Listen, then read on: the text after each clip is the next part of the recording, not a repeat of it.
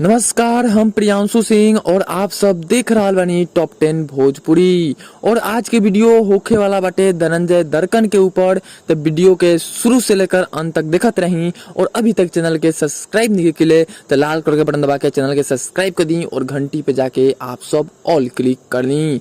सबसे पहले आप सबके बता दी कि इस समय धनंजय दर्कन के बहुत ही कम गाना सुने के मिलता। जी हाँ, आप सबके बता दी कि लगभग 10-15 दिन बाद 19 तारीख के एक धनंजय दर्कन के गाना आरसीएम म्यूजिक से रिलीज भइल रहे। वहीं आप सबके बता दी कि बहुत दिनों के बाद धनंजय दर्कन गाना गावत रहे। बाकी जोन भी गाना गावत रहे बहुत जबरदस्त गाना गावत रहे और जितना भी गीत बाटे गीत के पूरा समझत रहे। अगर बढ़िया लागता तब धनंजय दर्कन अपन मधुर आवाज से गावत रहे। वहीं आप सबके बता दी कि धनंजय दर्कन के एक नया सॉन्ग के फर्स्ट लुक जारी हो चुकल बाटे। चलिए आप सबके बता दी कि धनंजय दर्कन अपन सोशल मीडिया हैंडल फेसबुक से एक पोस्ट जारी कैले बारे जो कि नया सॉन्ग के फर्स्ट लुक हटे जो कि आप सभी स्क्रीन पे देख सकत तनी जा।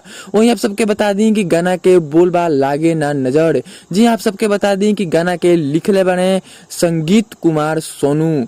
वहीं पे संगीत देले बारे डीजे विकास और रिकॉर्डिंग भइल बाटे मां सरस्वती रिकॉर्डिंग स्टूडियो दिल्ली में। वहीं पे इ गाना के निर्माता बारे राकेश कुमार जो कि आरसीएम म्यूजिक के ऑनर हमें।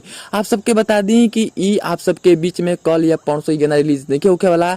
अभी एक रिलीज डेट आप सबके बीच में सामने नहीं आइल, बल्कि आज एक फर्स्ट लुक जारी कर देल गेल बा। आज सुबह में ही एक फर्स्ट लुक जारी कर देल गेल बा, लेकिन अभी तक आप सबके बीच में एक रिलीज डेट नहीं बतावल गई। लेकिन गाना आप सबके बीच में 2-3 दिन में आप सबके गाना सुने के मिल जाई और एक कल चाहे परसों आप सबके रिलीज डेट बता दें हम वीडियो बना के।